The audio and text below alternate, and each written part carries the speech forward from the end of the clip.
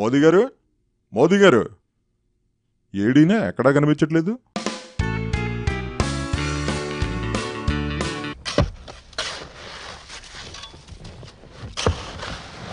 ఎక్కడున్నారా?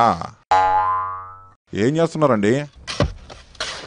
బాగుంది, మీరు అక్కడ మా ఏపీకి ఏదో తవ్వి తలకెత్తుతున్నారని పార్టీ తరఫున మేమంతా డప్పాలు కొడుతున్నాం. మీరు ఇక్కడేమో తీరిగ్గా మొక్కలకు గోతులు తవ్వుతున్నారా? ఆ స్పెషల్ స్టేటస్ ఏదో ఇచ్చేస్తే పోయేది సార్.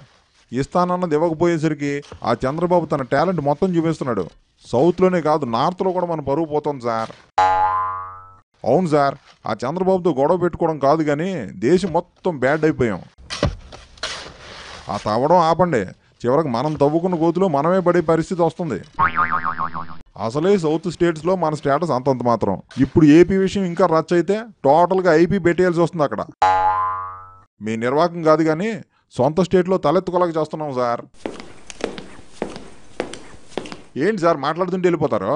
అన్నీ ఇచ్చేసామని మీరు అంటారు, ఏమి ఇవ్వలేదని తెలిసి మిమ్మల్ని సపోర్ట్ చేస్తుంటే అక్కడ మా తెలుగు వాళ్ళ ముందు మా పరువు పోతుంది. అసలు మీరు మా ఏపీకి ఏదైనా ఇచ్చేది ఉందా లేదా? ఏంటి సార్ ఏదైనా ఇస్తున్నారా మాకు? జరూర్ దేంగే.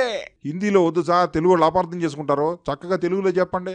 ఇస్తాం, తప్పకుండా ఇస్తాం. ఇవ్వాల్సిన నిధులన్నీ రెడీ అవుతున్నాయి, don't worry. Thank you sir, thank you. కానీ ఈసారి ఏదో అరకొరగా ఇవ్వకండి, ఇచ్చేది ఏదో ఘనంగా ఇవ్వండి. జరూర్, ఎక్కువగా ఇస్తాం. అబ్బా సూపర్ సార్, తలమించి పెద్ద బరువు దించారు. ఇక చూడండి ఆ టీడీపీ వాళ్ళని చంద్రబాబుని ఎలా ఆడుకుంటామో. ఏపీకి నిజమైన శ్రేయోభిలాషి మోదీజీ అని ఓ లెవెల్లో రెచ్చిపోతాం. ఇది మట్టి, దీంట్లో నింపండి. ఏంటలా చూస్తారు?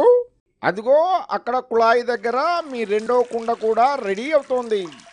అది నిండగానే అది కూడా దీంట్లో పెట్టండి, తీసుకెళ్ళండి. క్యా దేఖ్తే హై, ఏపీకి మనమిచ్చే నిధి ఇదే. సారీ, కిందటిసారి చాలా తక్కువ ఇచ్చాం, అందుకే ఈసారి ఘనంగా ఇద్దాం. ఇక మీరు మీ స్టేట్లో తలెత్తుకుని తిరగచ్చు. మాది బీజేపీ పార్టీ అని గర్వంగా చెప్పుకోవచ్చు. ఓకే.